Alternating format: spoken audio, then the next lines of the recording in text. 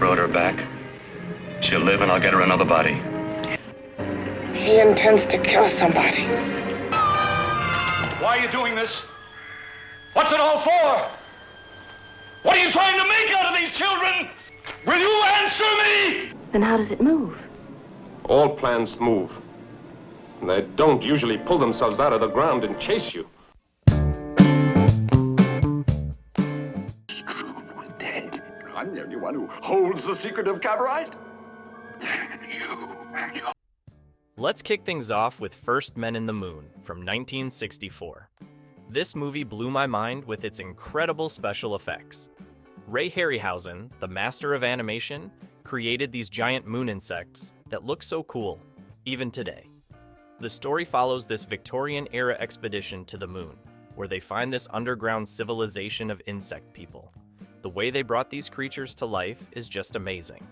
The movie has this perfect mix of adventure and old-school science fiction that makes it super fun to watch. Plus, the lunar landscapes are beautiful. They really capture that sense of wonder about space exploration. What really makes this film special is how it combines Victorian-era charm with space-age imagination. The characters' reactions to discovering moon creatures feel so genuine and relatable, even though the movie is almost 60 years old. Attack like vampires. Next up is Planet of the Vampires from 1965. Don't let the title fool you. This isn't your typical vampire movie. It's actually a space horror film that many people say inspired Alien. The story follows these astronauts who land on a mysterious planet, and things get weird fast. The spacesuits in this movie are incredible. They're made of black leather with these shiny yellow lines, and they look super stylish. The whole movie has this creepy, foggy atmosphere that really gets under your skin. What makes it even cooler is how they created all these effects on a tiny budget. The spaceship interiors look fantastic, with all these blinking lights and strange controls. The director, Mario Bava, was a genius at creating atmosphere, and he filled every scene with these amazing colors and shadows. The way the possessed crew members move and act is genuinely unsettling, and some of those scenes will definitely stick with you after watching. Which movie's special effects do you think would look the coolest if remade today? The moon insects from First Men in the Moon, or the walking plants from Day of the Triffids? Share your pick below. Man must explore alone. Now let's talk about Robinson Crusoe on Mars from 1964. This is what I call creative science fiction. They took the classic Castaway story and moved it to Mars, way before The Martian made it cool. Our astronaut hero crashes on Mars and has to figure out how to survive. The red Martian landscapes, filmed in Death Valley, look amazing. They really make you feel like you're right there on the red planet. The best part is watching how the main character deals with being completely alone on an alien world. He's got this little monkey companion, and together they face all sorts of challenges. The movie nails that feeling of isolation and determination to survive. What's really impressive is how scientifically accurate they tried to be for 1964. They even included details about finding water and creating oxygen that makes sense. The visual effects might look a bit dated now, but the story of survival against all odds still pulls you in completely. Of energy. Let me get this straight. You imply that these children may be the result of... Speaking of amazing sci-fi, let's check out Village of the Damned from 1960. This movie proves you don't need fancy special effects to create something truly scary.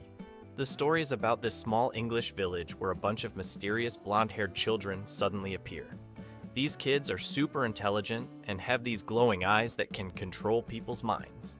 What makes this movie so effective is its simplicity. Just imagine walking down the street and seeing a group of these emotionless children staring at you. The performances are incredible, especially from George Sanders, who plays the professor trying to figure out what's going on. The tension builds so naturally throughout the film, and there's this constant sense of dread that just keeps growing. The way they film those mind control scenes, with the kids' eyes lighting up and their victims frozen in place, still gives me chills. I think we ought to get out of here and go on to Spain. How can you know it's any better there? I don't. Next on our list is The Day of the Triffids from 1962. This movie takes a wild concept and runs with it. What if killer plants took over the world? After a meteor shower blinds most of Earth's population, these giant walking plants called triffids start attacking people. The way these plants move is super creepy. They've got these long stalks that sway back and forth, and they make this weird rattling sound when they're hunting. The special effects team did an amazing job making the triffids feel like real threats. There's this great scene where they're trying to break into a lighthouse that's absolutely nerve-wracking. The movie also raises some interesting questions about survival and human nature when civilization breaks down. The scenes of empty London streets filled with blind people trying to survive are really powerful and haunting. Before you get yourself excited, King, touch the little boy's face. Let's talk about These Are the Damned from 1963. This British gem combines Cold War paranoia with radioactive children in a way that's both disturbing and fascinating. The story follows this guy who stumbles upon a secret government facility where they're keeping a group of children who are immune to radiation. The way director Joseph Luzzi shot this movie makes everything feel slightly off-kilter and unsettling. The underground bunker where they keep the kids is this stark modernist nightmare that really adds to the creepy atmosphere. What really gets me is how the movie blends science fiction with social commentary. It's not just about the radioactive kids, it's about the lengths people will go to in the name of survival. The performances from the children are incredibly eerie, and their haunting song will stick with you long after the movie ends. If you had to survive like Robinson Crusoe on Mars, what's the one item you'd want to have with you? Besides a monkey companion, of course. Let me know in the comments. Women, but could man compete with this creation, the perfect man? You love that. Here's a real mind bender. The Creation of the Humanoids from 1962. This movie was way ahead of its time in how it deals with artificial intelligence and robot rights. The story is set after a nuclear war, where blue-skinned robots called humanoids are helping rebuild society. The makeup effects for the humanoids are surprisingly effective. They've got these silver eyes that make them look really otherworldly. What's fascinating is how deep this movie gets into questions about what makes us human. There's all these philosophical discussions about consciousness and identity that feel super relevant today. The film has this unique visual style with lots of long conversations filmed in interesting ways to keep you engaged. Even though it was made on a tiny budget, the ideas it explores are bigger than most big-budget sci-fi movies today. And you can't see this world any longer. Let me tell you about Quatermass and the Pit from 1967. This movie takes a wild turn when workers discover an ancient spacecraft while digging in the London Underground. What starts as a simple construction project turns into this mind-blowing story about aliens influencing human evolution. The special effects team did an incredible job creating the alien artifacts. They look both ancient and advanced at the same time. There's this amazing scene where they're examining the spacecraft and strange things start happening to everyone around it. The way they blend science fiction with horror is just perfect. What really makes this movie special is how it builds tension. Every new discovery leads to more questions and more danger. The lead actor, Andrew Keir, brings this great intensity to the role of Professor Quatermass, and you really feel his urgency as he tries to solve the mystery. Threaten every woman possessing an attractive body. Girls whose measurements make them beauty contest participants. You've got to hear about The Brain That Wouldn't Die from 1962. This movie is absolutely wild. A mad scientist's fiancée gets decapitated in a car crash, but don't worry. He keeps her head alive in his lab while he searches for a new body. I know it sounds completely crazy, but that's what makes it so entertaining. The way they film the head in the pan with this mysterious bubbling solution is both creepy and fascinating. What's really interesting is how they handle the ethical questions about playing with life and death. The scientist visits strip clubs and modeling agencies looking for the perfect body, which leads to some surprisingly deep moments about beauty standards and obsession. The whole thing has this great pulpy feel to it, with shadowy laboratories and monster scenes that will make you laugh and cringe at the same time. On Earth. There is a creeping death all around us, and we cannot stay. Now here's something different. The Time Travelers from 1964. This movie follows a group of scientists who accidentally create a time portal and end up 107 years in the future. What they find is this post-apocalyptic world where survivors live underground to escape mutants. The future sets look amazing, with all these weird scientific gadgets and android building machines. There's this really cool scene where they show androids being assembled that must have blown people's minds in 1964. The mutants are pretty creepy too, with their radiation-scarred faces. What makes this movie special is its creative use of time travel paradoxes, especially the ending, which will make your head spin. The way they portray the future society's technology is really imaginative, even if some of it looks dated now. Between the creepy children from Village of the Damned and the radioactive kids from These Are the Damned, which ones do you think are scarier? Tell me why in the comments. I don't know who the enemy is. Here's a real hidden gem. The Earth Dies Screaming from 1964. The title alone is awesome, right? The story kicks off with these mysterious robots appearing out of nowhere and releasing gas that kills most of the population. A small group of survivors gathers in this little English village, trying to figure out what's going on. The robots in this movie are super creepy. They just walk around slowly in these weird spacesuits, never speaking or showing any emotion. What makes it even scarier is how they can turn their victims into these zombie-like creatures with white eyes. The black and white photography really adds to the eerie atmosphere. There's this constant tension, because you never know when the robots might show up. The way they film the empty streets and abandoned buildings makes everything feel really isolated and hopeless. Their inhuman cravings, if they are not destroyed in the flaming pits of hellfire. Let me tell you about The Last Man on Earth from 1964. This is actually the first adaptation of I Am Legend, starring Vincent Price. He plays this scientist who's the only person immune to a plague that turns people into vampire-like creatures. The movie follows him as he spends his days hunting these creatures while they sleep and trying to survive lonely nights in his fortified house. Vincent Price brings this amazing sense of despair and determination to the role. The scenes of him going through his daily routine in an empty city are just haunting. What's really fascinating is seeing how isolation affects his mental state over time. The movie has this great noir feel to it, with lots of shadows and eerily quiet streets. The creatures aren't super sophisticated by today's standards, but they're still pretty unsettling.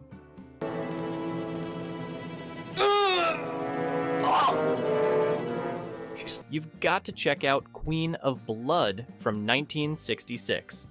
This movie is a visual treat with its colorful sets and retro space technology. The story follows a rescue mission to Mars after an alien spacecraft crashes there. They find this mysterious green-skinned alien woman who they try to bring back to Earth. The alien makeup is actually pretty impressive. She's got this otherworldly look that's both beautiful and unsettling. The movie has these amazing retro-futuristic spaceship interiors with blinking lights and strange control panels everywhere. What makes it really interesting is how they build tension. You know, something's not quite right with their alien passenger, but the reveal is still shocking. The whole thing has this great atmospheric quality, with lots of moody lighting and creative camera angles. Would you rather face the vampire-like creatures from Last Man on Earth, or the mind-controlling alien from Journey to the Seventh Planet? Share your survival strategy.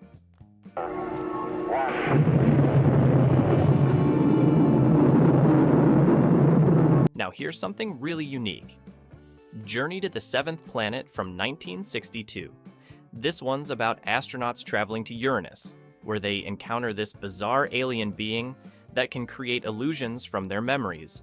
The way they show these illusions materializing is pretty creative. 1 minute they're on an alien landscape, the next they're in their hometown. The monster designs are really imaginative, especially this giant cyclopean brain creature that controls everything. There's some great psychological horror elements as the crew members face their deepest desires and fears. The special effects might look a bit dated, but the imagination behind them is fantastic. What really makes this movie stand out is how it blends space exploration with mind-bending reality manipulation.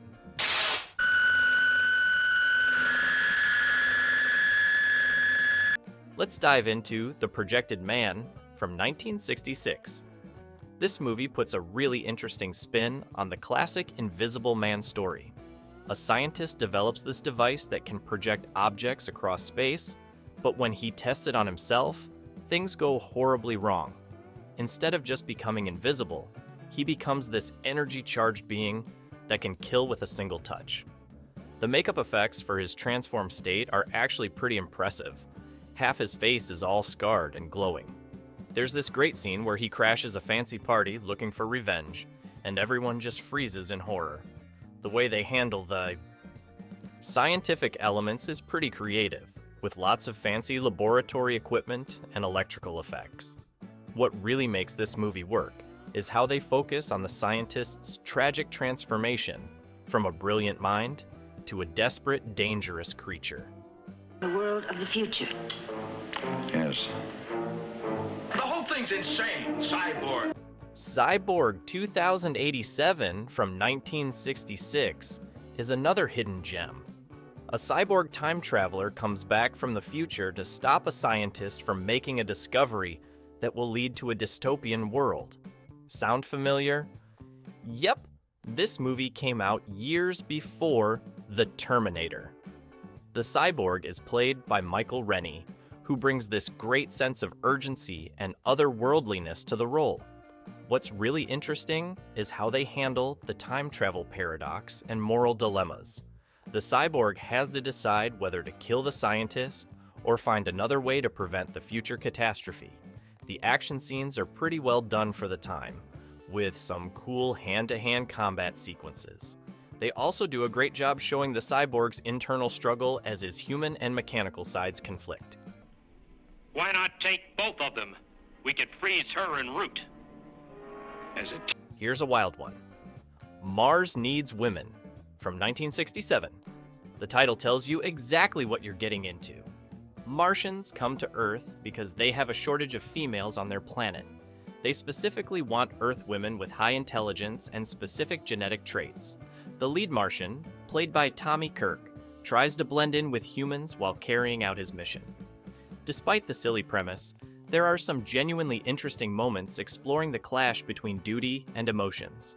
The Martians wear these cool sunglasses to hide their eyes, and there's this constant tension about whether they'll be discovered. The movie has this great retro charm with its view of 1960s society and fashion. The scenes of Martians secretly observing Earth women are both creepy and funny. Which retro space suit design was cooler? The stylish black and yellow ones from Planet of the Vampires, or the classic silver suits from First Men in the Moon? Drop your fashion verdict below. So, try to... And finally, let's talk about Goke, Body Snatcher from Hell, from 1968. This Japanese sci-fi horror film is absolutely bonkers in the best way possible. After a plane crashes, the survivors encounter this alien blob that turns people into vampiric creatures. The cinematography in this movie is gorgeous, with this blood-red sky that makes everything feel apocalyptic. The special effects for the alien infection are really creative. There's this shocking scene where the blob enters through a person's forehead that you won't forget. What makes this movie special is how it blends sci-fi horror with social commentary. The way they handle the survivors' relationships and conflicts adds another layer of tension to the alien threat. The whole movie has this fever dream quality that makes it really unique. Ever seen any of these movies late at night when you were probably too young? Share your story of discovering these sci-fi classics in the comments. Mine was definitely The Brain That Wouldn't Die. Thanks for checking out these forgotten sci-fi treasures with me. I bet some of these blew your mind. They sure did mine. Whether it's killer plants, alien vampires, or time-traveling cyborgs, the 1960s really knew how to make unforgettable sci-fi.